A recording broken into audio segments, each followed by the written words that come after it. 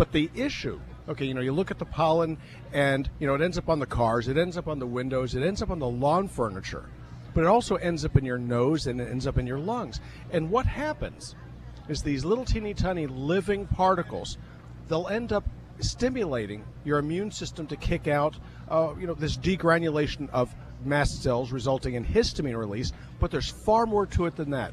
Leukotrienes in particular, there's a neutrophil chemotactic factor that gets kicked out.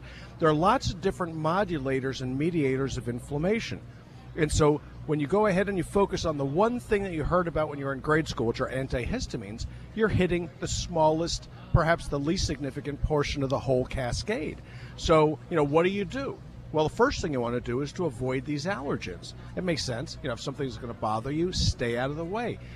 Wait for it to rain, stay indoors. But if you can't, okay, taking the antihistamines is a very, very bad choice to do for more than a day or two. Or if you're going to fly, it might be reasonable.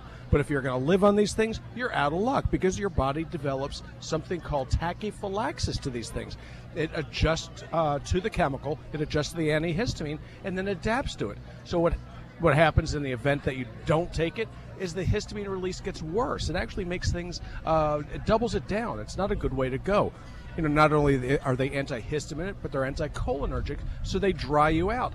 When in fact what you're supposed to be doing is letting these allergens, these little particles, these little nasties, leave your system by way of the tear duct, by way of sinus drainage. So if your body is having drainage to get rid of it, how clever is it really to dry it up? It's exactly what your body's telling you should not happen. It's not a good thing. Mm-hmm. So what do? What are your options? Okay, well, you can go ahead on the steroids. Real bad idea for most people. One of the tests that we do in the office is something called cortisol levels, and we do ACTH levels. Well, what this does, if you look at the ratio between ACTH and cortisol, you begin to realize that you're shutting people's pituitaries down. Bad idea. Causes weight gain, it causes fatigue, it causes depression, and immune system degradation. Not a good way to go.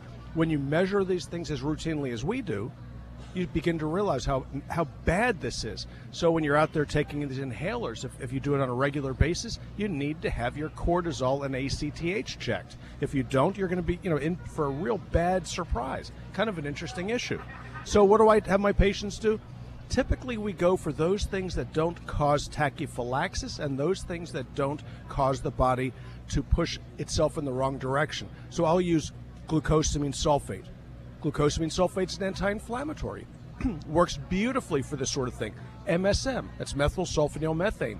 Orally, it works beautifully for this. And then the magical medicine called Quercetin, that's spelled Quercetin, and the dosage there is 2 to 4, 600 milligrams a day.